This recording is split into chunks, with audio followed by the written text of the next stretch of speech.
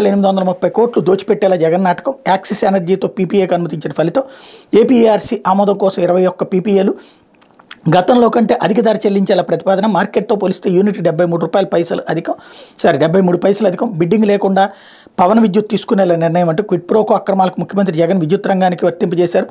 అధికారంలోకి వచ్చిన కొద్ది రోజుల్లోనే విద్యుత్ కొనుగోలు ఒప్పందాల సమీక్ష పేరుతో వైకాపా ప్రభుత్వం హడావిడి చేసింది. విద్యుదుత్పత్తి సంస్థలను కోర్టుకు వెళ్లేలా చేసింది. అందులో కొన్ని సంస్థలతోనే ఇప్పుడు పీపీఎల్ కుదుర్చుకోబోతోంది. ఇది జగన్ నాటకంలో ఒక భాగం. ప్రకృతి వనరులు దోచుకోవడం ఎలాగో తెలిసిన జగన్ గాలిని తన దోపిడీ కోసం వదలేదు. విద్యుత్ ప్రాజెక్టుల పీపీఎల్ను తనకు దగ్గర బంధు కంపెనీతో కుదుర్చుకోవడానికి జగన్ ఇదే తీరు అనుసరించారు.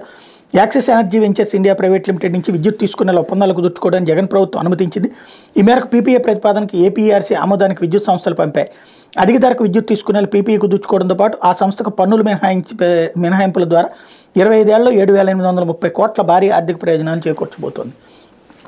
ఇది సామాన్యుడికి అర్థం కానటువంటి ఒక పెద్ద దొంగ నేరేటివ్ ఉంది. పర్యావరణ సహితమైనటువంటి ప్రాజెక్టులకి ఆటోమేటిక్ ట్యాక్స్ ఎగ్జంప్షన్ ఉంటుంది. ఒకసారి గుర్తుకు తెచ్చుకోండి, అటల్ బిహారీ వాజ్పేయి టైంలో ఇంధనాలకి సంబంధించి అంటే మన విద్యుత్తు వీటికి సంబంధించి ఏవైతే ఇట్లాంటి పర్యావరణ హిత ప్రాజెక్టులకి ట్యాక్స్ ఎగ్జంప్షన్ అనేది అప్పుడు ప్రారంభమైంది. అది కొనసాగుతూనే ఉంది. ఈవెన్ వెహికల్స్లో కూడా ఏదైతే ఇప్పుడు తీసుకొస్తున్నటువంటి ఎలక్ట్రిక్ వెహికల్స్కి మిగతా వాటితో పోల్చుకుంటే ట్యాక్స్లు తేడాలు ఉంటాయి అన్నమాట, తక్కువ ఉంటాయి. అది కామన్ థింగ్.